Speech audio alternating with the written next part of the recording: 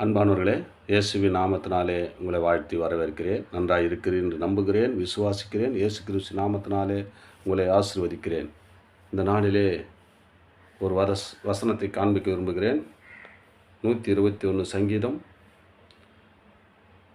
4ஆம் வசனம். இதோ இஸ்ரவேலை காக்கிறவர் உறங்குவதும் இல்லை, தூங்குவதும் இல்லை. எல்லாருக்கும் ஒவ்வொரு பிரச்சனை இருக்கும். தூக்கம் இல்லாதபடிக்கு கஷ்டப்பட்டு கொண்டு இது எப்போ முடியும் எது முடியும் காத்து கொண்டு இருக்கிற அன்பு பிள்ளைகளை, ஆண்டவர் உங்களுக்கு பிரச்சனை தீர்த்து வைக்கிற வரைக்கும் அவர் உறங்குவதில்லை, தூங்குவது இல்லைங்க. ஏங்க நீங்கள் பயந்து தூங்காமல் உறங்காமல் வேதனையோடு கலக்கத்தோடு இருக்கிறீங்க? இஸ்ரவேல் ஜனங்களை காக்கிறவர், அவர் துன்பத்தில் துயரத்தில் கூக்குரலை கேட்டு மோசேவை கொண்டு அநேக இஸ்ரவேல் ஜனங்களை மீட்டு கொண்டு வந்தவர். அவர் தூங்காமல் உறங்காமல் அந்த பிள்ளைகளை மீட்டு கொள்ள வேண்டிய ஒரு வேதனையோடு துக்கத்தோடு இருந்து அவர் தூங்கலைங்க. நம்மளுக்காக அவர் பாடுகள் படுகிறார். இயேசு தாங்க சொல்கிறாரு, இஸ்ரவேலை காக்கிறவர் நான் உறங்குவதும் இல்லை, தூங்குவதும் இல்லை என்றாராங்க. அவர் உறங்க மாட்டாருங்க. உன் பிரச்சனை தீர்த்து வைக்க வரைக்கும் நீ அவரிடத்தில் வைங்க. எல்லா காரியத்தையும் ஆண்டவர்கிட்ட நீ முறையிடுங்க. ஆண்டவர்கிட்ட எல்லா காரியத்தையும் ஒப்பு வைங்க.